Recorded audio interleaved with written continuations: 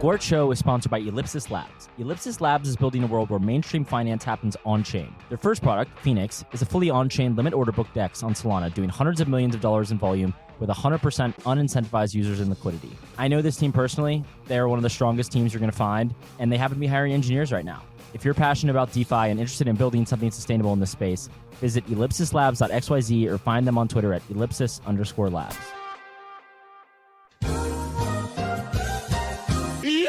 Hey guys, I'm here today with Tarun. Tarun doesn't need much of an introduction, but I will allow him one. Most people should know Tarun from Twitter and being a key opinion leader, venture capitalist. I'm not a fucking real KOL, hopefully.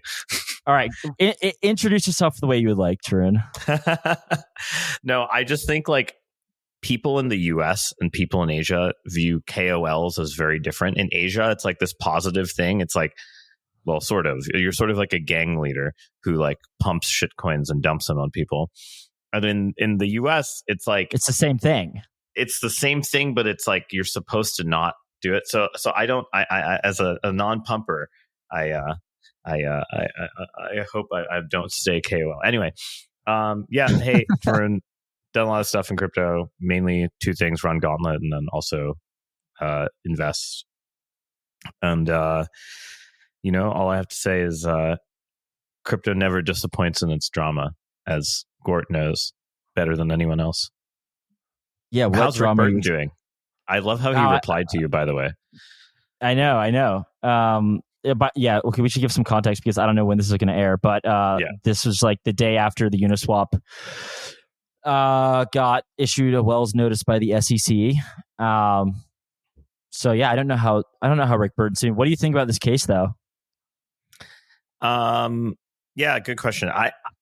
I think like Uniswap has a pretty good chance of winning. It seems like, at least that's like sort of my gut take. And I also just feel like it's an election year, so it seems a little like weird to like spend so many resources when there's an election in like 5 months and like you could be out of office. Feels a little like a Hail Mary for the SEC, because like if they just get kicked out of office, in like 2 seconds, let's say Trump wins, there's like no way that this fucking case is even going to keep going. Have you actually looked in? Have you like read the details? I usually don't opine on any of the regulatory stuff. No. I honestly just read like some summaries from lawyers, and I asked different lawyers. I polled like 5 lawyers, and I got 3 out of 5 saying they think Uniswap has a strong case. So that's my prediction market. That was it wasn't, but obviously it's proof of lawyer. So I'm not sure if that's totally the most reliable thing, but I wanted to spend some time and actually read the case, but that shit is fucking long, and it's just so boring. The AI summarization of legal docs is also real shit. Like I feel like you ask it something and it like sometimes it'll just summarize the thing as saying this is a really long document that says the same thing, but the thing is there's always a needle in the haystack in these things. So it's like the AI is just missing the needle, unfortunately. Okay, well, all right. That was a little bit of current event stuff, but the only reason I'm saying that is because sometimes we like air these weeks out. So like and you do a podcast every Thursday, Friday. I think we record every Tuesday and then it goes out every Thursday, something like that. Yeah, but like you typically keep up with like current event. I would say mainly chopping block is like the news of the week, if you will, for VCs. You really need to hear that. It's the news of the week. I think the most embarrassing thing to me still is that everyone compares that fucking podcast to All In, and I'm like, I want to kill myself if that's the best comparison you can make. That structurally it's a good comparison. It's like for VC bros. No, it's definitely a good comparison. It's just an embarrassing comparison for me. Well, I don't listen to All In very often, but I do listen to Chopping Block a good bit, so that should make you feel better. Thank you, sir. All right, okay. What are you excited about right now? Like what are you working on, and what are you excited about in crypto? What I'm working on a lot research wise right now is basically trying to formalize some of the risk related things in eigenlayer AVSs, So eigenlayer actively validated services. This is like stuff where people can reuse. Well, reuse has many meanings, but reuse is the colloquial way of saying it. Security from one network to help bootstrap another network. These things are sort of like weird in between DeFi protocols and proof of stake, and figuring out how to model them and make them understand when they're safe or when they blow up, or when worst case events happen, is something that I think is like a kind of big unknown problem. I mean, the first eigenlayer AVS went live this week, and so now it's a question of like how do you kind of think about the security of these things. So I've been doing that. I have I think the things, I feel like one thing I find funny from an investor standpoint, not as a person running a company, is sometimes in bull markets you always find this thing where like there's like stuff that's real technology that people are working on, but the people who have real technology never get traction, and because like I don't know, they're all fighting with each other over who's the smartest. And then there's stuff that's like Geo Bowden that gets crazy traction just because it's making fun of a hapless president. So it's kind of like this funny thing where I find it hard to be excited about the things that I really like, and also I'm not excited by the things that the market is doing. That being said, I think the war in zero knowledge proof land has been interesting. I think like obviously there have been a bunch of new VMs that have come out, virtual machines, for doing stuff with zero knowledge proofs, so that Joe Blow average developer can write some code without actually having to know any of the math, and it generates proofs. Now, as many of the anons on Twitter might tell you, well, it's great that you can do this now, but is there like any real usage, any real application anyone can point to other than a rollup, which is kind of a boring application? So I've been thinking a lot about like things that can use all this excess capacity of ZK, both proving capacity as well as just like the fact that like it's a lot easier to use, that aren't just like build me another blockchain. Okay, like what are these applications? So one of them is sort of like, how do you if you were to really build sort of like a decentralized MEV auction where it actually has some guarantees about it, you would sort of need this. But again, that's only like a tiny step away from blockchain. A few other things are like,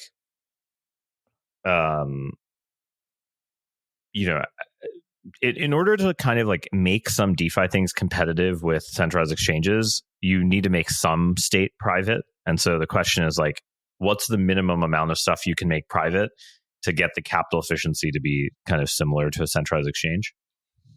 So honestly, those are the two ones. And I feel bad having just dunked on taking a new technology just to make another blockchain by giving you applications that are speculate on people making another blockchain. But that's what it is. It is what it is. Why do you just level with me? What is it about ZK tech that has nerd sniped like the smartest people? Like what is it like specifically? If you could like put some type of parameters around ZK tech that has just entranced like all these gigabrains. So I'll say like from the theoretical side, maybe to give a slight history of where it comes from, because like I feel like people use it very willy-nilly nowadays, and it means like much more than it.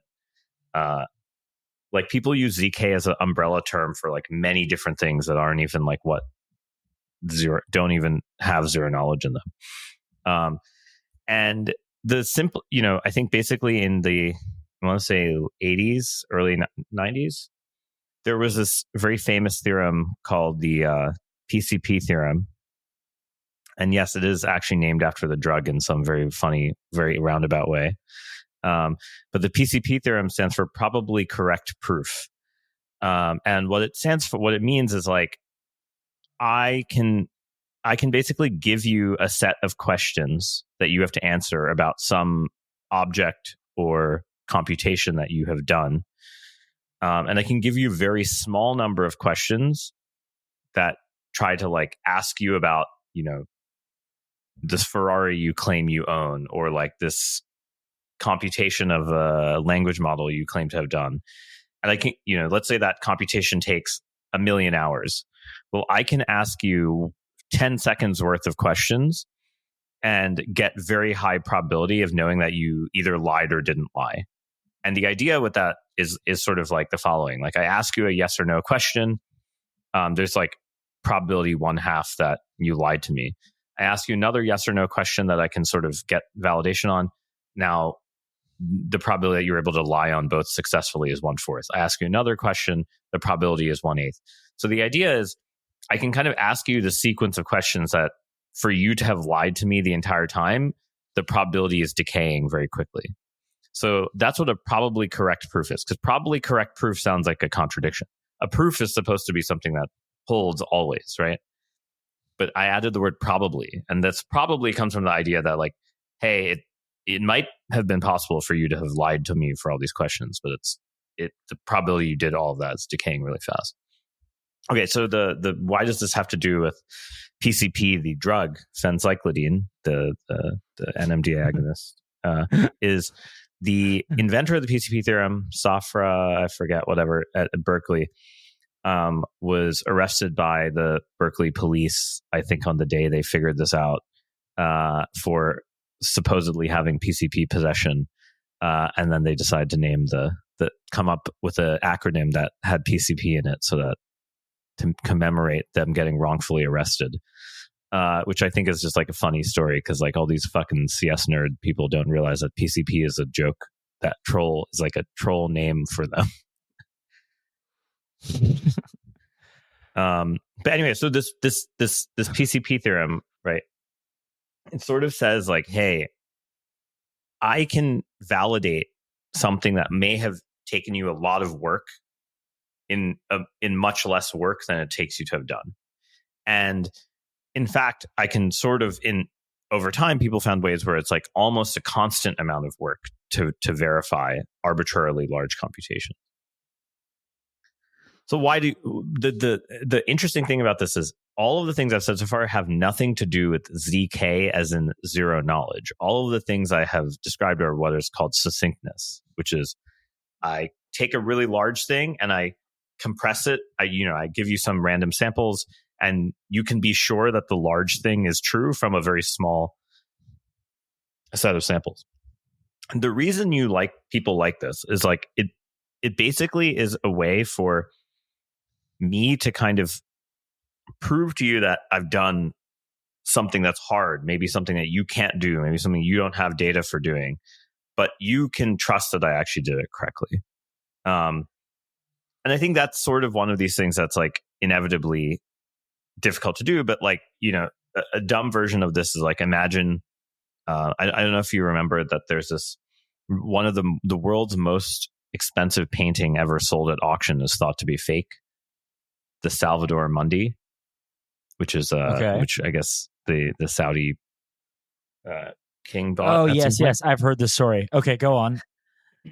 And the question is like, what if you could actually like validate that something was real or fake from a very small set of its history properties, right? Like, I think the thing about NFTs is like, okay, yeah, I have to go validate that the entire chain of transactions is correct. The average like dude on the street that I go up to and I'm like, hey, here's this art from Gort. Gort's this like famous underground street artist that you've never heard of. But like, I promise you it's from him. How do I actually go validate that? I go on chain, I go to Block Explorer and I look up Gort.eth and see if you minted it. That's not really sufficient. I need to prove to you some properties that like, hey, like Vitalik bought a bunch of Gort.eth stuff and so its price went up. So like, that's actually why you want to buy it. how do I prove those properties to you? You know, in like the normal world, it's actually quite hard to do that. And what you end up doing is like you pay appraisers, or you know, you have all these kind of like indirect third parties to do things. But with ZK, you don't have to. So yeah, that was a bit rambly. But the long story short is the succinctness properties of zero knowledge proofs are the things people want. The zero knowledge part is just that, hey, I can actually give you the succinct proof. Like I did X with a very small number of samples in a way such that you can't figure out any information about my private data in X. But very few people are actually doing ZK. Almost everyone who says ZK is doing only succinctness. Like rollups are fully transparent. ZK rollups are fully transparent. So they're not actually doing any privacy preserving stuff. So they're not even doing the ZK part of ZK. They're doing just succinctness. What about Aztec? Is that an example? Aztec is actually doing ZK. Yeah, they actually are, you know, trying to be private. But most ZK rollups are transparent, and there's reasons for that.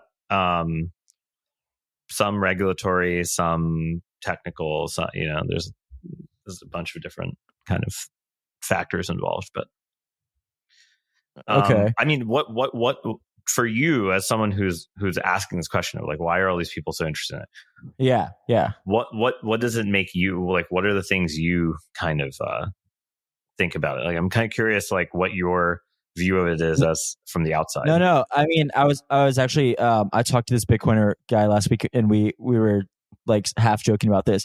It's just I think it has this allure, like the ZK aspect has this allure that the average person, like, okay, I'm not explaining this well, but I did explain it in this other broadcast. Like, for people who are gigabrains to people who have no understanding of it, there's like a massive, I think, disconnect.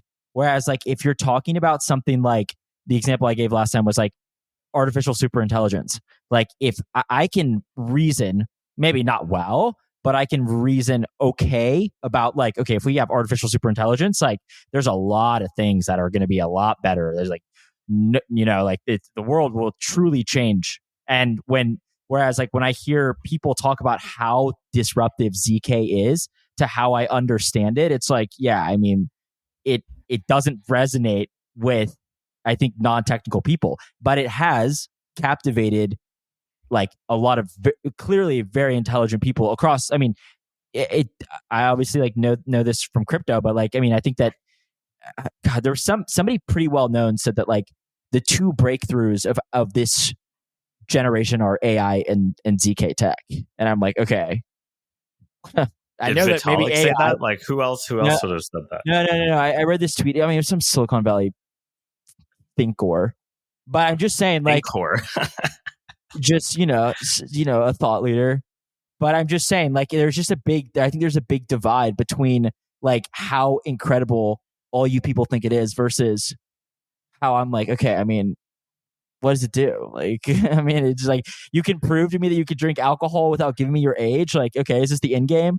Like, do we have anything else to go off of? You know what I mean? No, because it's like the example that people use a lot. And like, okay, it kind of resonates. I guess like maybe the compression aspect, like that, you know, like you can prove a lot of work has been done or something. I don't know. It's just, it's interesting. I think how one difference between like the AI versus DK thing is AI is like, its value is very obvious from the output that it generates, but no one knows why the output is generated. In ZK, it's kind of the opposite. It's like, it's very unclear what the value of the output is. It's so dependent on the thing you're proving and whether you care about, you know, having ability to verify that someone didn't fuck you.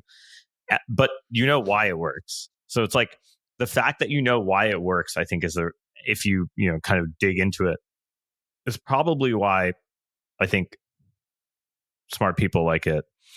Versus, okay, so like, you know, an AI, it's like, I don't know why the fuck it works. Like it's actually like, we're actually at this point where like people are just like empirically throwing darts on the board and like they're just like kind of trying different architectures, burning a bunch of compute until they find something that like looks like it kind of works, right? It's like, we don't have any epistemological reason for like why a transformer is a slightly better architecture than like an RNN, which was like its predecessor.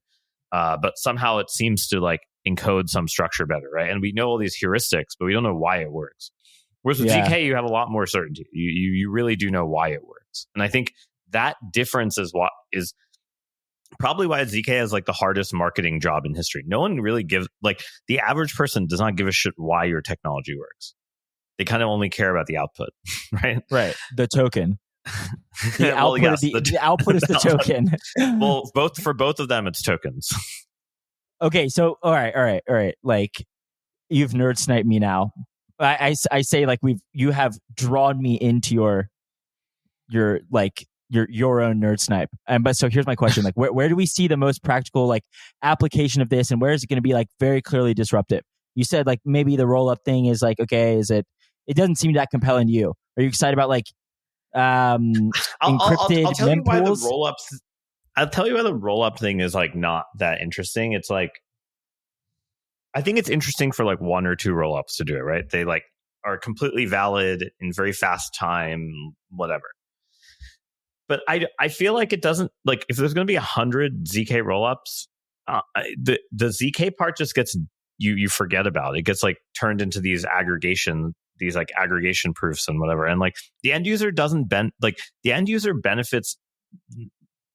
In fact, the end user is harmed by knowing how that works. In fact, they're better off never fucking knowing that there is that, right? Like, even though it's like very useful for infrastructure providers and like wallets and people in the middle, in between, like people who control the user experience between the end user and the actual chains, like wallet, Telegram bot, whatever. For them, it's extremely useful, right? Like that's how they can give you guarantees.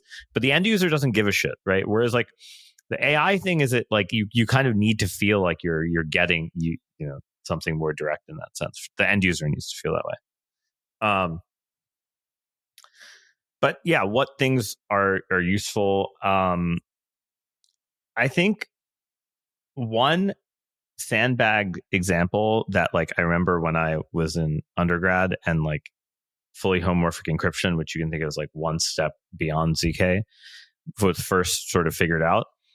But I think is actually like a kind of useful one if the speed of this stuff ever became fast enough. Is, right now there's a lot of like, when you use something like 23andMe, you're basically trusting them to not share any of your genetic data or leak any of it. But then, obviously they aggregate your data with other people's and say like, oh, like 90% of people have this gene for this disease, blah, blah, blah, right? But what has been shown many times is that like you can identify pretty directly certain subpopulations and in some cases direct individuals from the aggregation. So like I take everyone whose anon name starts with a G and imagine I sequence them and I looked at the probability that they had some gene associated with sickle cell anemia.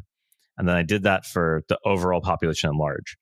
From the difference of those two, I can sort of identify that the people whose anon name starts with the G tend to be like higher sickle cell carriers.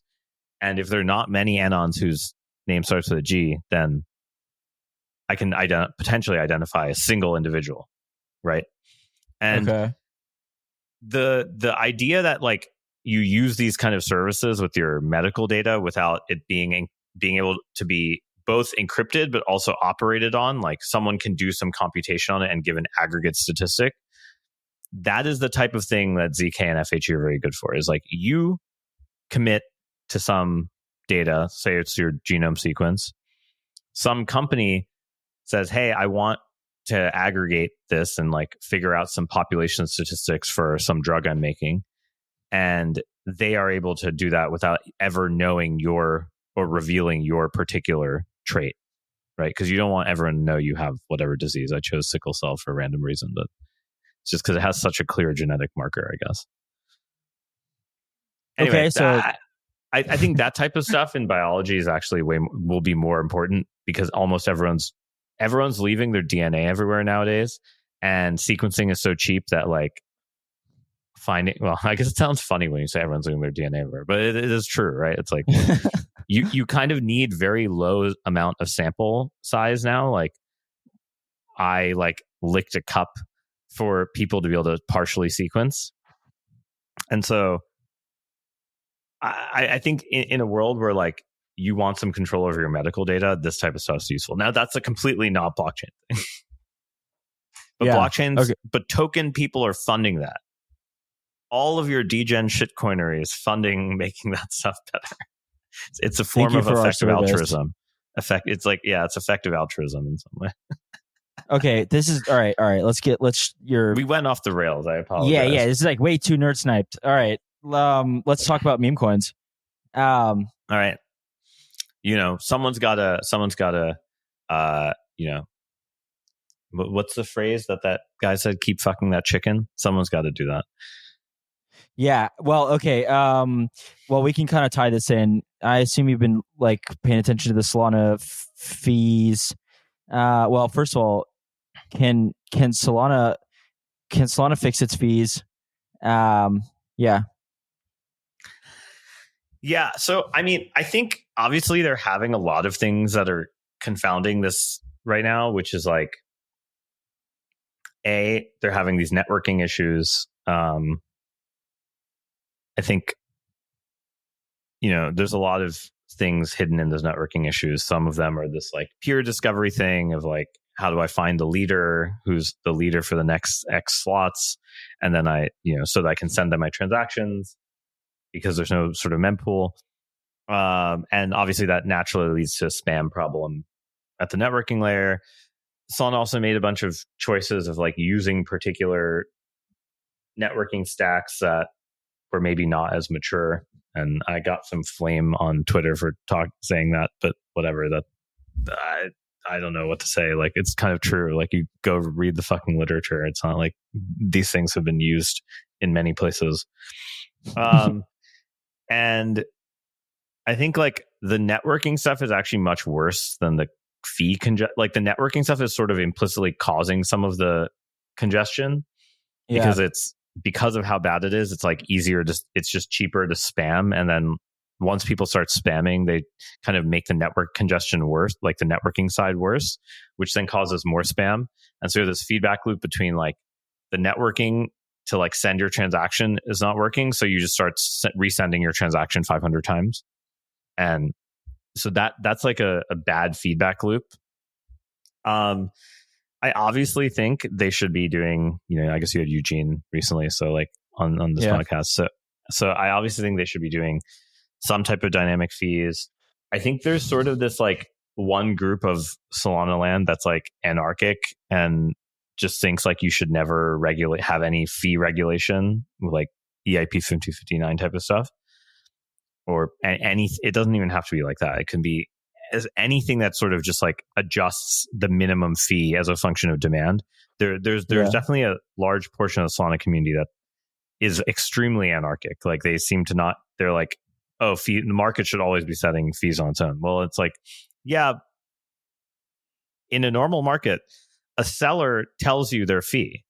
And in this case, the sellers have no ability, the sellers being the validators who are selling you the space, have no ability to tell you the fucking fee. And so like, unless you have one of these mechanisms, you're always going to have like this supply demand mismatch. And the anarchic people, I think, don't totally see that. I mean, I think now they're starting to, but they sort of still have not seen the light fully. Okay. So go ahead. So I guess your question is like, can they fix it? Is that what you're going to get to next? Yeah, basically. Yeah. So my suspicion is that they can fix it to get to a certain amount of throughput, but I suspect architecturally they're going to have to like change a lot of things if they want to like 10x their throughput. Like I imagine they can get back to where they were, and in terms of transaction throughput with the fix. I don't think they can like 5 to 10x their transaction throughput, max transaction throughput in the current architecture. That being said, I think like there are things that are like Solana, like Sui or Monad, where they actually do have slightly different notions of how they do transaction dispatching. And I think one very like 30 IQ way of describing like how to think about some of these alternative architectures is, you get a bunch of transactions in, you get a huge amount of demand. Right now in Solana, what it does is it has a scheduler which sort of tries to choose like, hey, these transactions don't interact with each other, so they can be in different processors, and these ones do. The problem with that is like, if someone is spamming the same area, the same state, and there's no increase in cost to them, then suddenly those things that are supposed to be independent, there's not many of them. Everyone is touching the same state, and like you degenerate to just like one core. It's like the spamming thing is actually a way of sort of like people manipulating how the scheduler works. That's like one way of thinking about it, because the scheduler can maximally use all your throughput and hardware and stuff if these transactions are all touching different state and they're not kind of interacting with each other. But if I'm spamming and sending the same transaction over and over and over, then the scheduler can't separate those. Now, what it could do, and this is sort of what you can think of what SWI does to some extent, is when multiple things touch the same state at some level, instead of it like running them sequentially, it makes a copy, runs in parallel, and then merges them back. And a 30 IQ way of thinking of what that's doing is it's making almost like a separate roll up for the same state for like some tiny amount of time, and then merging them, or like killing the two and merging them back. And like that type of architecture places a lot of constraints on how you program things and stuff like that. I think some of the optimizations Solana does for low latency stuff may not be easy to mix with that. But my point is, like, I do think there are ways of like getting to that type of thing architecturally in the long run. I'm not sure if it's like you can do it in Solana without big changes, if that makes sense. Yeah, and like big kind of rewrite, and I think like, yeah, SWI is actually, SWI and Aptos and stuff. I think that there's a lot to learn from what they did. That being said, they have no Riz, so like I don't understand how it's, those are like, I don't know why the move chains. It's just like kind of weird to me. Like they actually have great technology, but like, man, no one wants to build a meme coin there. It's like it's just like everyone's like, yeah, but I think a lot. Like I think I don't know. Honestly, I don't know much about. Is it SWI or SWI? SWI, I don't know. Oh, okay. You don't know either. Okay, good.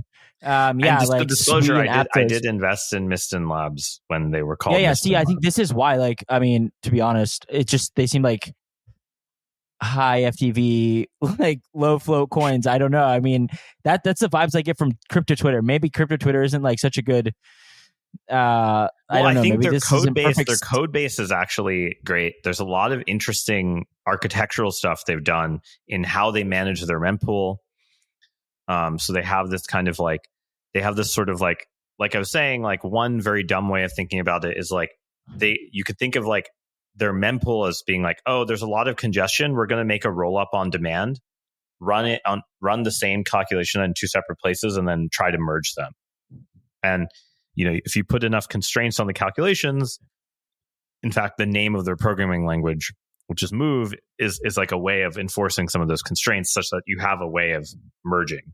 Because like if I like take the same transaction, I run it in parallel, if I don't have a way of merging them, or like there's many possible ways, then I can't have like this kind of like deterministic execution that I can verify very easily. And so, I think like the SWI world part of the world has actually thought a lot about these problems. And it's not that Solana hasn't, right? The Solana scheduler upgrades are trying to do things of this vein. I just think like you kind of have to rewrite, at least from, and again, I should caveat with like most of my Solana programming experience came from like around Christmas. I had a week off and I just was like writing some Solana programs and playing with the scheduler and writing tests and trying to like understand how it worked. So like I wouldn't say I'm an expert on at all by any means on the whole node. But I do think there's like stuff they can do. I just don't think they're going to be able to get enough stuff to get to 10x. Whereas I actually think like Sui and Aptos architecture is closer in the long run. And I think Monad is trying to take the best of both worlds in terms of like how they're thinking about execution and optimistic execution and stuff like that. So yeah, but again, the real problem is like Solana has a real demand, right? They have a fucking wallet that's usable and like all this stuff. So I think like there's no way you can fade the Solana ecosystem at all. I just think I think they'll have to make large changes architecturally to get to 10x the throughput or something. Thanks for listening to The Gort Show on the Blockspace Podcast Network. Subscribe to our newsletter at blockspace.media to get the show directly to your inbox. Show links, transcripts, and Bitcoin articles twice per week. Stay ahead of the conversation by visiting blockspace.media. So you do a lot of work in DeFi governance. What is the state of DeFi governance? Is it like we're making progress? Okay. I think as much as Maker gets a lot of shit, I do think like they have been the most to push the envelope in terms of sub DAOs, in terms of Rune talking about like AI is running the sub DAOs, whatever. I do really think Maker doesn't get enough credit, and like people love shitting on it, but like I don't know, it's sort of like beautiful dysfunction in some ways. I think DeFi governance in the long run, you'll inevitably have some form of specialization. Like the sub DAOs are one form of that, or like, you know, it really depends on the tasks a DAO needs to do, right? Like fundamentally, there's some tasks that are common to all DAOs, like treasury management. Like how do we make sure our treasury is allocated correctly and that we have enough runway for whatever. Some tasks are very specific to a particular DAO, like risk management for a perpetuals protocol is different than for updating sort of the risk limits is very different than risk management for a lending protocol. And then in some cases, it's not totally clear what the DAO and the protocol are, how they are supposed to be related, which is often true for dexes, because like what are you governing, like other than upgrades, like to new stuff, right? Or maybe changing a fee model or something, which is just an upgrade. So I think there's definitely that. I think the other part is, you know, DAOs are just like hard to be organizationally. You know, it's hard for them to figure out how to have efficient organizational structure, because oftentimes, like, you know, it's not like the oldest members of a DAO are the most capable or have the right specialties, especially as things evolve. So yeah, I don't know. I mean, I think it's like chugging along and people are finding different modalities where like there's some things that are trying to be much more governance minimized and then just have different roles for particular actors. There's some things that are trying to stick to the like, hey, we're just like one big DAO, everyone votes. And then there's also like Solana DAOs, which, I mean, if you look at like the voting participation in like Jupiter, it's like unreal how high it is compared to like everywhere else. And I think like there's some lessons in how communities are run in different ecosystems that is like really, like, I think a lot of Ethereum DAOs could learn a lot from Solana DAOs, which I just like, they're just run very differently. And I think like just going to the community calls, you're like, holy shit, like some of these are like professional, which is like kind of wild. So I feel like the DAOs you always read about on crypto Twitter are the ones that are having all these infights and dysfunctionality and whatever. But there are a lot of examples where I'm like blown away by like how high the participation rate is and stuff like that, and like how much they've created these like working groups or sub DAOs, and those things have worked. And this is why I think, yeah, look, Maker has had some crazy things happen, but like they kind of we're always ahead of the curve on this type of stuff before everyone else. And, you know, you have to give them some credit for that. And, you know, I think like sometimes people forget that it's like hard to be the first one. Yeah, but I mean, how do you feel just in general? Like, is that sugar-free Red Bull? No, I'm cheating on sugar-free Red Bull with Celsius. You're drinking Celsius? I'm just out of Red Bull. I need to go buy some. Dude, I'll cut that from the video. All right. Like, it just zoom way out and be honest. Like, is token governance like the long run of all of this stuff? And is that like what we should be trying to optimize for? Like you said, like, okay, maybe there's some protocols that they're trying to be like governance minimized, and then I don't know, does this actually work in practice? Actually, you know what? I'm just going to ask you like let me phrase this a different way. Maybe it's not exactly the same question, but like, do you think there are examples of projects, and I know you just brought up Maker, and this is why I asked this, that through tokens decentralize over time? Like, this is one of these first principles that you hear all the time, right? Like, oh, you like launch a token because it helps to decentralize over time. Like, is this actually true in practice? Like, do we have a single example? I think Maker was often brought up, right, as an example of this. But I mean, look, whether maybe it's a good idea what they're doing. I don't know. I haven't like really followed the whole like Rune reentrancy arc to the sub-DAO to like, but like, I don't know. I guess, yeah. I'll leave it. I'll leave the question at that. Like, is this a first principle that we can say, yes, this actually occurs in practice? Tokens decentralize governance over time. I think just like all capitalism, there's inevitably an incentive to concentrate. Yeah. And I think the real question is, do tokens decentralize more than traditional equity instruments? And I think that is undoubtedly true. You know, I feel like you can see these like hostile takeovers by the community, you know, even before they have a token in some cases, where there's still a lot of input, and it's also pretty transparent. Whereas like I look at a cap table, even of like a US stock, and oftentimes I have like no fucking clue what the true ownership structure is. There's just like 500 LLCs in the Maldives and Caymans that own 80% of it. And like, you know, you really have like a hard time understanding like the voting structures and stuff like that.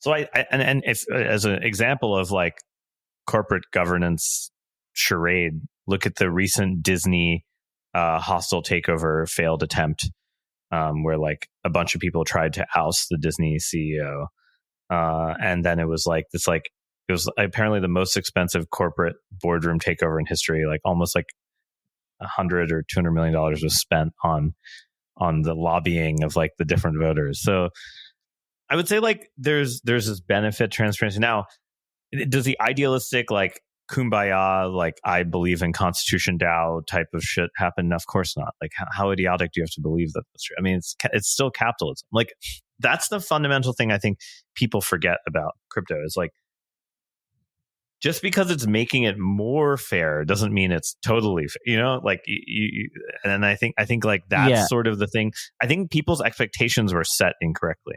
But then if I compare it to like the normal market and the normal finance world, I'm like, this is clearly better. So like, I prefer that view of the world that's like, it's incrementally better. Right. And like, yeah, but I think, okay. All right. I would say, like, ideally, the definition of one of the key attributes of decentralization, to the extent that we strive for this, is that it mitigates the risk of a relatively small number of people changing the rules or doing something against the greater consensus. And the thing is, with token voting, like token governance, like you really just have to have more money. And we have like, maybe you can give, like, I'm sure you can give counterexamples where like the community has fought back, but we've certainly seen like a small number of VCs push something through because it benefits them.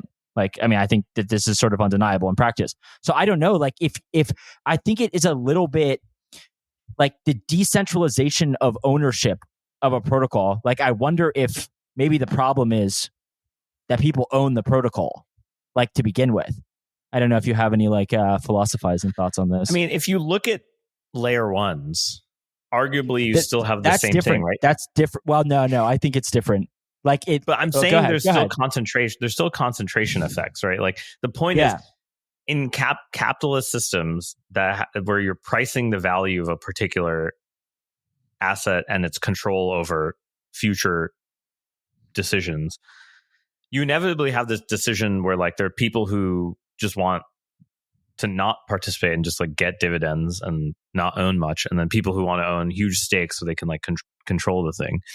And if you're really decentralized, you should have the freedom to concentrate or not concentrate as well, right? Like in a way that's like kind of different than the normal market, where it's like, you know, a government can impose you can't own more than 5% or you must own at least 2% to participate type of thing, right?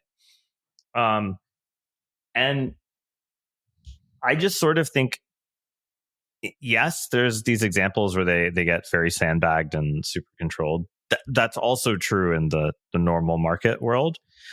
But I think it's very transparent that that's happening when it happens in crypto versus like in the normal market. It's like so hard to say. I don't know if do you remember there was this scandal over this company that was in India, and like it like had this like 200% price increase to get to like I think I heard about this. And then it just turned out it was like they were like rehypothecating their shares like a million times and just buying more. It was like the net leverage on the stock was like insane, but no one knew it was leverage from the same person because like of all the weird shell companies and whatever. And then it kind of like it was one of those like Hindenburg research things that kind of and my point is like this stuff is better than that. You can figure that out faster. Like the Hindenburg of crypto can do it with way less effort. And that's a sign of an improvement. But it's incremental. It's not this like, like we're fucking socialists, whatever, which I think is the problem, that people like expect that when it's not that. I think my only counter, it's not really like so much in disagreement, but I think that often, at least the way that I see it, is like a lot of times these protocols, like they say, well, there's no other way like than token governance. Like you have to be able to do this, and like you have to be able to make these like changes and upgrades, and like maybe that's functionally true for how these specific systems are built, right? But like there are open source software protocols that don't have token governance, right? Like I mean, it's like true. You know, so I just they need them because everybody has designed them that way. In the same sense that like you need a token mainly because if you don't, somebody else will do what you're doing and have a token. Like it's like sort of like the game theory of it. Okay. But that's true in the normal market too, right? Like if you don't raise VC or private equity and your competitor does, and they take market share because they can, you know, it's the same. It's not so different. It's just that it's a form of subsidy. It's a different form of subsidy. I don't disagree, but I guess what I'm saying is like I personally, like my personal view here has been that there's been like somewhat of a bastardization of the terminology protocol, right? Like no doubt about it. Okay, there's a lot of things that would be better without the token. The product would be better without the token. Yes, exactly, and that's why I sort of like pressed you, or I asked, is there an example? But where some of those, the token barely does any governance. In fact, the token just exists solely for this like anti-competitive, like, right, I want to subsidize people using my thing reason. Yeah. But no one wants to say that because that's like definitely a security. Right. Exactly. Yeah. Yeah. Okay. I'm going to move on to slightly different subject. Actually, quite a different subject. All right. So this is like honestly why I feel like I do have a tremendous amount of respect for you. Well, there are other reasons, but like this specifically, you did this debate like 4 years ago now. I don't know how long ago. It was quite a while. It was proof of work versus proof of stake. It was like the pandemic. It was like 2020. Yeah. Okay. All right. You you did a debate on proof of work versus proof of stake with this guy from Avalanche, and you took the proof of work side. You said a lot of interesting things. One interesting thing I thought you said, well, like I guess I can start this way, is you said that proof of work is the only way to make good money, specifically money. Do you still stand by this? I'm paraphrasing, but that is what you said. So don't try to walk this back now. You can not stand by it, but I went back and listened and I made sure you said that. So go ahead. My main arguments for why proof of work is a better kind of machine for this type of stuff is the following. I mean, I think in that episode, if I remember correctly, I made the claim like POW is like money, POS is like US equities. Yes. And then all these other weaker things are like shitty sovereign bonds, like and stuff like that. Other things meaning like the Filecoin proof of space time, all these other like kind of alt consensus mechanisms are like the real shit tier financial asset. And it's not their fault. It's just like they're not. There are things whose demand distribution is not constant, right? But the real reason is like a couple things. So I think I fell down this rabbit hole in 2019 when I wrote this paper where I basically said, do the following thought experiment. And so I remember at that time in 2019, the only live POS network was Tezos. So that's like how, the people were still like building the stuff. Like Avalanche hadn't launched, for instance, like, and that's why everyone was debating this type of stuff. But think of the following thought experiment. I have 100 ETH. I can either stake it or I can put it in a lending protocol, right? To me, they're both yield. Say the lending protocol is offering 10% and the staking protocol is offering 5%. Imagine instead of, all of the assumptions within proof of stake, proof of work, et cetera, are, either things like honest majority, like at least 51% are honest, or, less than 1/3 are Byzantine, arbitrarily bad. But none of these threat models, even to some extent still today, assume that the agents are rational. They're just like, I'm just going to chase whatever yield is the highest with the lowest risk profile. So I wrote this paper where I made this model of like, and this was like when Compound had like 50 million TVL. This was like very, DeFi, Uniswap had less than 100 mil TVL. It was like a very, or maybe even less than that, probably like 80. So it was sort of like the early days of DeFi, and people were like, not, the idea that staking yield and DeFi yield could be comparable was kind of, people were like, there's no way that would happen. Obviously now that's not true, but the idea was like, hey, let's suppose we have a bunch of validators who are rational. So they can either decide to keep their money in stake or in lending. And then the question is, as a function of the inflation curve, how do they allocate?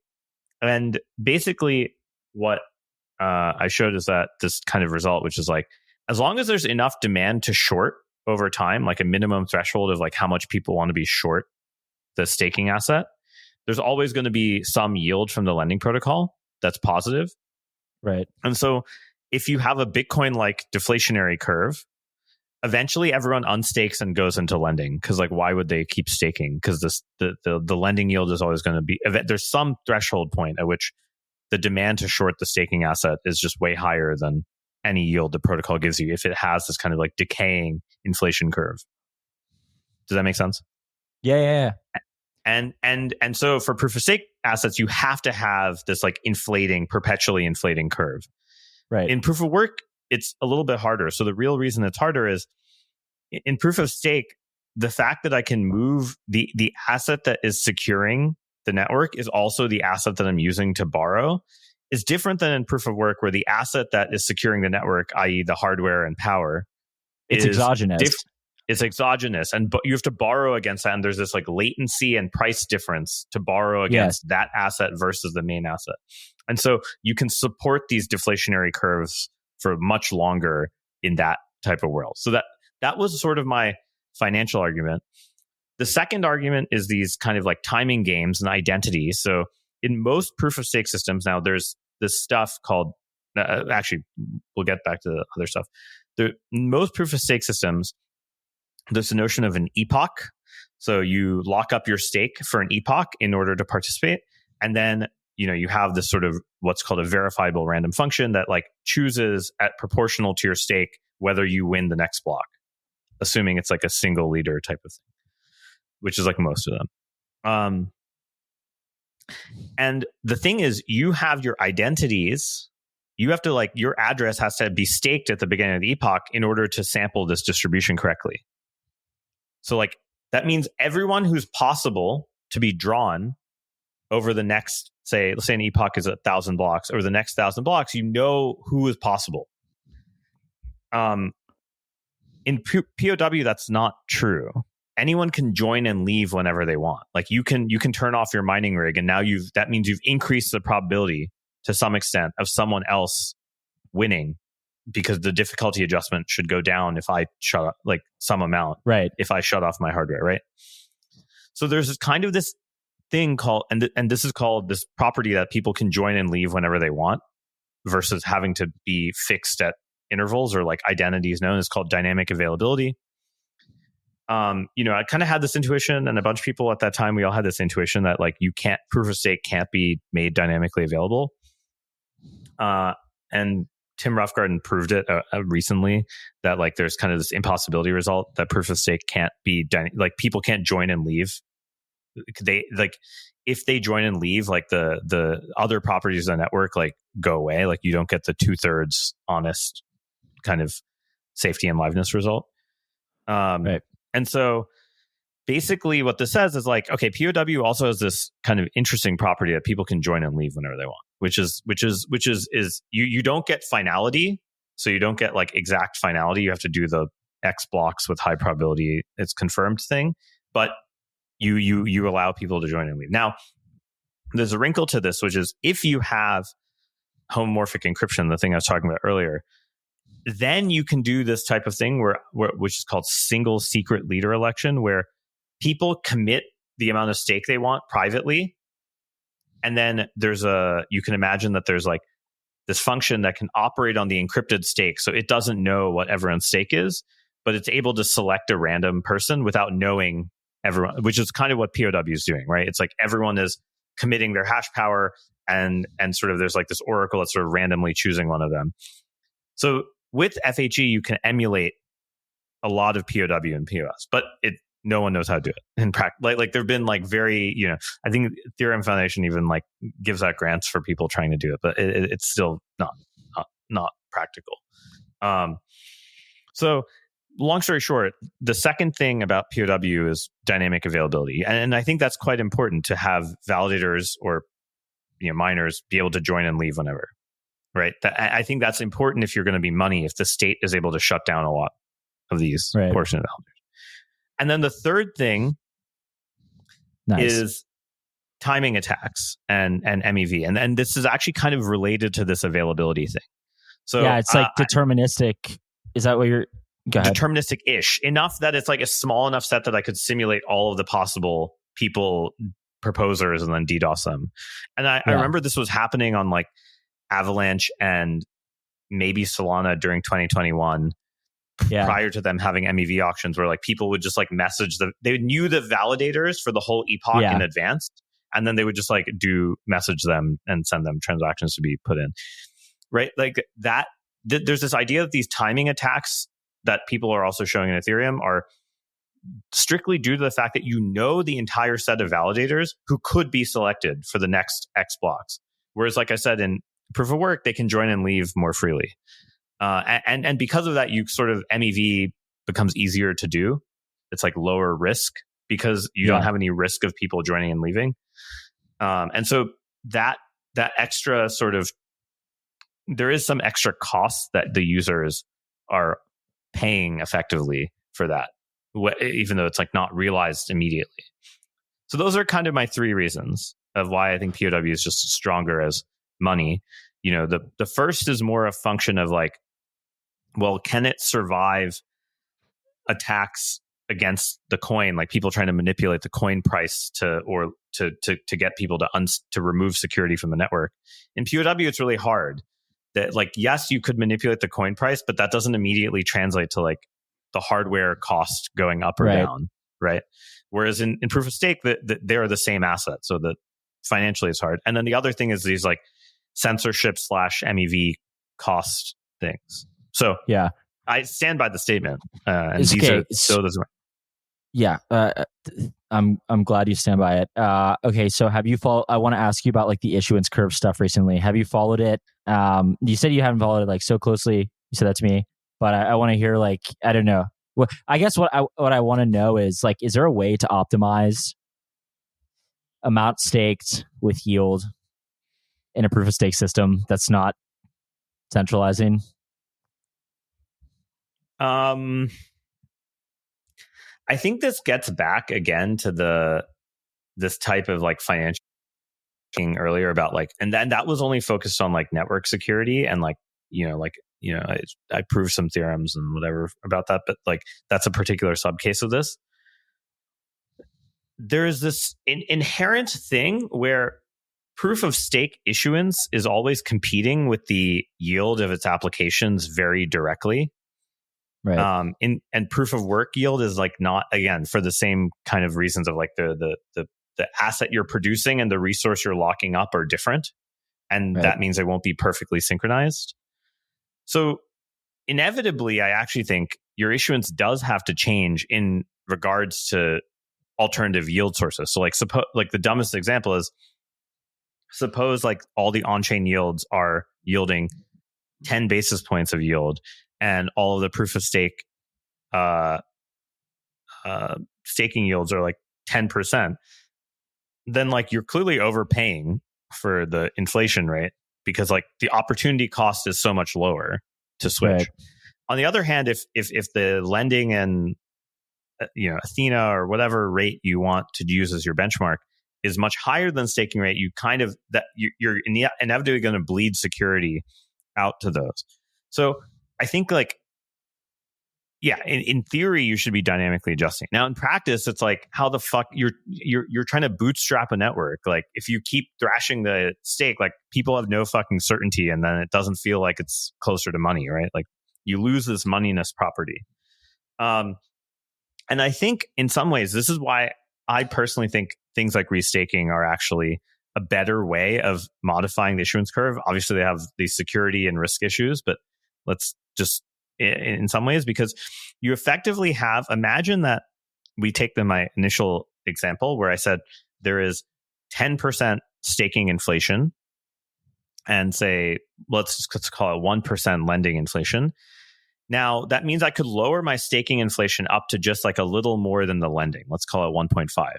Just it needs to be over collateralized by some amount. So let's say, so that means I have 8.5% of stake that's like way over collateralized. And you could imagine lending that out to other networks to use, provided that it's get above the opportunity cost of unstaking.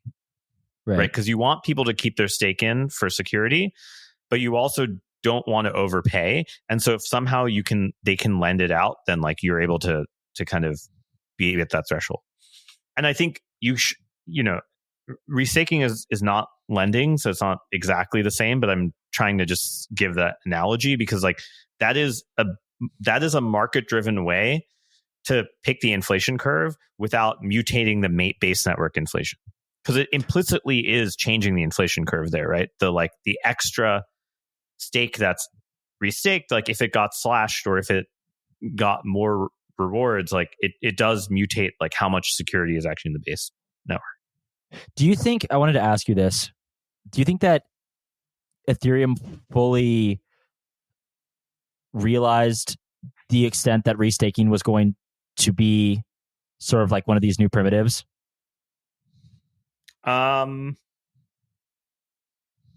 a good question. I mean, to be honest, Ethereum with restaking is a little bit like Polkadot, where Polkadot's like main chain, like the idea that you're paying an ETH to the same validator set is kind of very similar, except in Polkadot's case they have these sort of like auctions and stuff like that, but versus like how restaking works. So I would say like things that are similar were certainly thought of, and I think in the early sharding designs, like that was kind of they lend some similarity. I think the thing about restaking is from a financial standpoint, not from the cryptographic or distributed system standpoint, is it does let you do this kind of like issuance curve modification implicitly, if that makes sense. And like the market is choosing whether to do it as opposed to like you setting it. And I don't think that is the thing that people who are working on this issuance stuff realize, or is that like the market has made all these other ways of implicitly changing. Yeah, but it's still like, okay, so but what this doesn't remove is the initial centralization of stake, right? Like that's so like, well, okay, so then what is the although it does mean that the initial central, what are you doing? You're lending your stake to, you can think of it as like, I'm giving a node operator who's running an AVS my stake and they're earning interest on it and then splitting it with me, right? Like that is one of these things that's sort of like, it is definitely still centralized, but you're now allowing new operators to like participate and earn yield with your capital. So I agree. It doesn't remove that, but it does lower the barrier to joining. Like if I'm an AVS node operator, I can now get capital easily, right? And it doesn't change the full centralization story, but it does mean people have access to earning yield. Do you still think under this model, I would assume yes, but do you still think under this model, like the vast majority of ETH ends up staked in some capacity? Like, however, AVS, whatever. This kind of like everyone talking about this target threshold, whatever stuff. Yeah.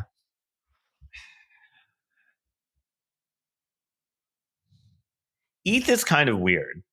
I think the transition from POW to POS made people, a lot of users of ETH, like especially in Asia, who are like large holders, not used to locking up their assets that way. Yes. Right. Like they're just not used to this unbonding time, not being able to like get out quickly, whatever. Right. And like obviously there's synthetic ways of doing those, like borrowing against my staked assets, whatever. Right. Like that's sort of like why the staked ETH lending markets are so big. But I think in Ethereum, there's a lot of unsophisticated users who have a lot of Ethereum from a long time ago who don't like the lockup type of stuff. And I think if that amount has to be at least 20 to 30% of the supply. Whereas in Solana, that's not true, right? Like it started proof of stake. Everyone like... Wait. Hang on. You think 20 to 30% of people will be okay with unstaked ETH because they just like have some type of... I don't know. They just like they don't like the idea of trade liquidity stuff. Like I think ETH is used in trading so much that like there's other forms of yield that have no lockup time. Yeah, I mean, like in theory, right? Like all these DeFi applications should like converge on the same as staking yield. So like it's not like you. Yeah. So.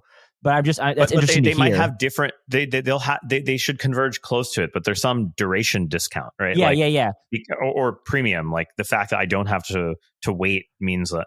And my point is, I think ETH is so integrated off chain, and people think of its usage off chain a lot, that there's like a large percentage that's like doing the basis trade on centralized exchanges. Large percentage that's like doing, facilitating other like OTC stuff. And like it's like a trading pair for a lot of shitcoins off chain. So like I kind of feel like ETH is sort of, and also there's a lot of like treasuries that people have where they're not putting all of it into staking, right? So I think there's kind of a sense in which ETH is sort of a special animal in that going from POW to POS meant that there's enough of a portion of the supply that's like used to the free liquidity. Versus like Solana, when people bought in, they were like, okay, yeah, like in order to earn any yield on this thing until it grows, like I'm not talking now, I'm talking like when it started, I have to lock it up. And I'm, like there's like this psychological difference between the two. If that makes sense. Yeah, that's interesting. But that kind of goes to maybe the notion that like tinkering with this targeted stake rate is like not so optimal. But I do want to ask you then, like this is how I think about it, right? Like people are I just think bullish. I don't know how to measure that elasticity of those people, right? Like here's the dumbest thing. Like all of these analyses are making some very some assumption implicitly of like some notion of elasticity. Like if I as a function of how much I change the inflation curve, how much do people change their stake rate? How much do people change like their basis trade percentage? How much, and that sort of that change in X divided by change in interest rate thing, that elasticity is very hard to measure in this scenario. So right, yeah, and like there's even a little bit of like precedent with not exactly the same thing, but there's a little bit of precedent with that, like just looking at how much ETH is in Coinbase, like is using Coinbase, and they were like much higher fees than Lido, right? Like, so I mean, no, it's not the exact same thing, but you're right. Like there is some like not fully rational, but like kind of rational user. And I just think those it's not like DeFi where the elasticities are really easy to measure, right? Like you change the interest rate, you look for a day, and you can see like a bunch of people unmove and not move their assets, right? Okay, but all right, staking is much harder because it's like you have these longer unbonding times. You have to choose a node operator. There's infrastructure. You might be stuck at your centralized exchange. DeFi is a lot more easy barrier. It has lower barriers to entry to join and leave for a lot of people. So it's like you can measure this a lot better. For staking, it's very hard. That's okay. Kind of my impression. All right. If you could measure it, sure, change issuance. But like I highly doubt you can measure it well enough. Okay. Thought experiment. Ethereum gets an ETF. Yeah. It gets a lot of inflows. Yeah. The buyers those inflows just sit at Coinbase. Well, okay, so this is my question. In terms of staking on something like that is where there is like probably passive buyers. I'm making assumptions here, of course, too. But let's say this gets a lot of inflows. There's passive buyers. The passive buyers intend to hold for 10 years. Okay? Yeah. It's going into their 401k or whatever. Roth IRA. Okay, those people, like, I don't know, you can do the math. Let's say that like yield is like 3% after 10 years. How much purchasing power have they lost? You see what I'm saying? So like that's an example where I think that those are potential entrants that have a lot of incentive to want that staked, right? But almost all of the staking providers, actually, even if you look at, say, the 21 shares ETF in Switzerland, they don't even stake over 50%, I believe, of the ETH. It's like an exchange traded product in Switzerland that actually stakes a bunch of its ETH. And they don't even stake more than 50% because like they have to process withdrawals. So like people who are like when people redeem an ETF share for ETH, they have to give them real ETH. They can't give them staked ETH. And so the unbonding time, the fact that it takes a week to unbond, means that they can't afford to have all of their assets staked to process these like to process redemptions and do liquidity related things. This is why I'm saying there's this cost of liquidity for these assets that ensures that the staking percentage won't be 100%. And like researchers have never traded, as far as I can tell. So I think we can. They definitely don't understand this cost of liquidity thing. And any of the analyses, they all fucking miss this. And it's fine, like whatever. I get that's why I'm saying these like things are very hard to measure because they really depend on these like liquidity constraints of different things, right? Like, so here's an example. Suppose that, hey, the Swiss law says that for exchange traded products, only 50% can be staked. For the US, they say only 25% can be staked. For China or Singapore, let's say, they say arbitrary amount can be staked. What's the equilibrium? I don't know. It's actually very hard to say because it depends on whether like capital that's in one of the places that is getting the lower yield, like Switzerland or the US, can get to Singapore. Well, their capital controls. I don't know whether that capital that is buying from an ETF, right? They're not crypto users who know how to stake. That capital get to Singapore? And then what if it overloads the ETF and like the creation redemption arb isn't working correctly because like there's not enough market makers? There's all these extra hidden costs to these things, and those costs give you these like inelastic users who are not chasing the highest yield anymore. They're just trying to get safe yield. I think though that like a lot of it is somewhat predicated on LSTs though. Like basically and maybe you're right. Like maybe there's just a lot of like I think these regulated people can't really use LSTs. They're gonna have they're just gonna get Coinbase ETH type of stuff. The But 21 like that, shares is interesting because they use Lido, right? But like, oh really? I didn't know that. Switzerland is like a weird beast where they don't. It's like kind of you can do whatever you want. That's why. Yeah, but I guess my only point was like you were saying the researchers have these like ideas in mind, and I think that they view this as like these LSTs removing that, like even the conversation of liquidity premium or like the opportunity cost, right? Like it just like effectively nullifies that in their minds. Yeah, maybe. So, well, that's interesting. It's like an interesting different perspective, I would say. All right, I want to ask you about a couple other things. Well, actually, mainly just one other thing. Bitcoin L2s. Robot just invested. Your venture capital firm just invested in. I don't want people to forget that you're also a VC. You don't just get to you don't just get to be the little nerd on here, researcher guy. I have to consistently remind people that you're also. Well, I do run sickening. A 60-person company, so it's not exactly. No, I know. Okay, you guys just invested in Alpen, which is a Bitcoin L2. Yeah, I'm like, you can't see me, but I'm doing like in quotation marks L2, hoping to become an L2 maybe with the right opcodes. But yeah, what was behind this, and then also just talk to me about Bitcoin.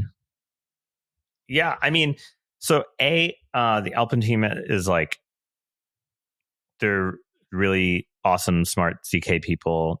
They have their head of cryptography is someone who's been pretty prolific on some of the more recent folding papers, and actually probably the only person I have met at Blockstream other than Polstra, who he's knows former a lot Blockstream about ZK. guy.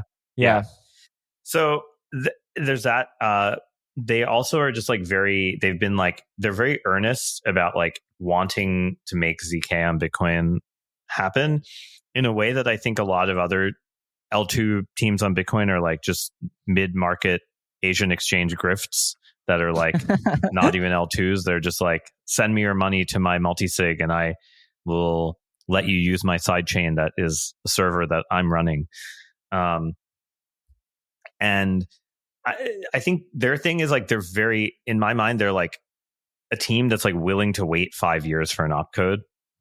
And I think like it's very hard to find people like that who aren't just like, oh yeah, I'm just going to immediately, like, I'm going to work on the ZK thing. Okay, it's too hard. I'm going to do the grift up. That's good. And then I just like the team is like they're very like focused on this. Like they like really want ZK on Bitcoin. They really want other virtual machines, like that are optimized for ZK on Bitcoin, that are minimal and like have a lot of the kind of general like philosophical properties, I guess, of Bitcoin. So I think in general, if I wish there were more people building L2s like this on Bitcoin, but then again, being a martyr is hard in a world filled with being a martyr is hard in a world filled with prostitutes. Who said that? There was like that's a famous quote from someone. I forgot, but that was Vitalik. I don't think that was Vitalik, but someone. I'm trying to remember who said that. But anyway, whatever. That I think like, in my mind, there is a chance for these Stark based Bitcoin L2s to actually be L2s and not have to make a compromise on like where the data is and what transaction types are allowed and whether it's really just a multi-sig in disguise. It's just and that's the exciting thing about them. So that they're into that. Okay, so to that end, I was talking to this guy last week, Bitcoiner, and he was apparently talking to Jeremy Rubin, who's author of BIP 119. Good friend of mine. Like, I'm very sad for how hard that process was. Yeah. Okay. So apparently, well, then maybe you would know better than I do. But apparently, this guy I talked to, Alex, was talking to Jeremy Rubin, and he said, like, if you could start with a clean slate and build a Bitcoin like L2 in your design, how would you build it? And he said essentially that he would build something like in Cairo. And I thought that was interesting. But the reason I asked this is, like, as you know, Bitcoin has long been sort of like we only are going to take the best tech. Like, it's gonna have to prove itself as the best tech, and even then, it's hard to get sort of these upgrades in. Like, in your mind, is Bitcoin ready for some like big changes? I don't know how well like you followed the OP-cat thing as well. Like, is there tech ready that like Bitcoin can ship, or we're still? I mean, not anytime soon because everything moves very, very slow. But in the near future, are you optimistic about that? I'm not as optimistic on new opcodes as some people, but I do think like I'm optimistic on the impact they have. I'm not optimistic on them getting in. That being said, I do feel like even the most maxi Lightning people are finally like, okay, like no one's using Lightning. And there does seem to be a shift of change. It's just slow into like, okay, well, yeah, maybe we do need the ZK stuff, right? Like you see a bunch of Lightning devs talk about this now, and they have more political weight in my mind, enough weight to actually push this through. Like, I feel like if like Blockstream and the Lightning people ever agree on anything, then like that thing has a chance. And like, it does feel like Starks are the only thing they agree on. Yeah, and well, I think that maybe OP-cat is something that, like, what I guess Andrew Polstra has been big on it, or I say big on it. I mean, he's been vocal about its potential. What do you think? Have you like looked at CTV at all? Do you think I mean, probably to you, this is just I think like CTV is great. Yeah, but like, is it even helpful enough, or no? Well, I think CTV has nice properties of like, you get to schedule and batch things as you need or want, which is sort of the flexibility that rollups get with L2s. And like, I basically think that you're going to end up building something like CTV eventually, if you want real L2s. And I think the process when Jeremy did it was political in a certain way, and like Blockstream just doesn't like him or something. Like there was clearly some like beef that was part of this. But I also think the fact that these factions now all have so many competing interests, like the Blockstream faction versus the Luke Dash Jr. / Jack Dorsey faction versus the NFT faction versus the like ZK faction, like there's enough splitting that it's possible to try to sneak something over the line. That's interesting. And like, so tell me what then, like, does what is like ideal in your mind? Like, is it OP snark? Is this like I think there is some like opcode that, I mean, I don't know if that's actually named. I think that, it depends. But like, is this ideal? I think it depends. Like the reason Starks are more likely to work is like they are hashing based, and so it's just generally easier to implement hashing based things in Bitcoin script. The problem with Snarks is just like they use these elliptic curves that are very big and have a lot of space that you need to like store. Like each point that represents an address is like very large in some sense, and the storage needs of that are worse, and like the locality needs are worse in terms of like how operationally things are getting executed. And Bitcoin script and Bitcoin's kind of stack machine are very limited in those things. So you could add the snark opcode, but you'd basically be adding almost like a precompile. Like it's like more like a Ethereum precompile than it would be. Whereas the Stark stuff you could almost implement within the constraints, because it's like special type of hashing. That's like the 10,000 foot view of the difference. And that's why I think the Starks are more likely to take off and work. I think in Ethereum, Snarks can make more sense. But yeah, in general, I'm also just personally like, I find Starks cleaner, easier to understand in a lot of ways. Snarks take like the math side of it. Like you have to take so many detours to get to like why they work. I feel like the Starks are much cleaner. So Interesting. those are my I'm generally more positive on Starks in the long run, but I think like if there was community buy-in on adding what's effectively a precompile, then like that would be awesome. But and then give us your like quick overview of Cat. Like, I mean, Udi and Eric are obviously like super gung ho on this, right? And we got Rindell like working on this. Maybe one of the only people working on this, but encouraging. Is it useful? I mean, it's people have talked about it forever, so it's like it's just more that I think the political will. Again, this boils down to like, yeah, it's useful. Yeah, there's some security trade-offs, but they're very minimal and probably can be patched in a lot of ways. And I think the political will is the thing that is most important right now. Like, there's clearly this moment where, someone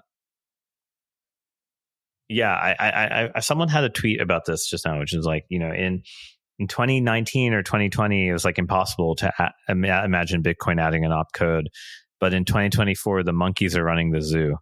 And, I think I saw that. And I was like, that's kind of true. Like, there is this moment in time. And so the question is, who's the person who gets to take advantage of that little political opening? And yeah, we'll see. Awesome. Well, I think we covered a lot. I really appreciate you coming on. Yeah, thanks. Definitely. Excited to see this go out and see people roast me for. No, they'll love it. They'll love it. They'll love it. All right. Thanks, Tarun. See ya. See ya.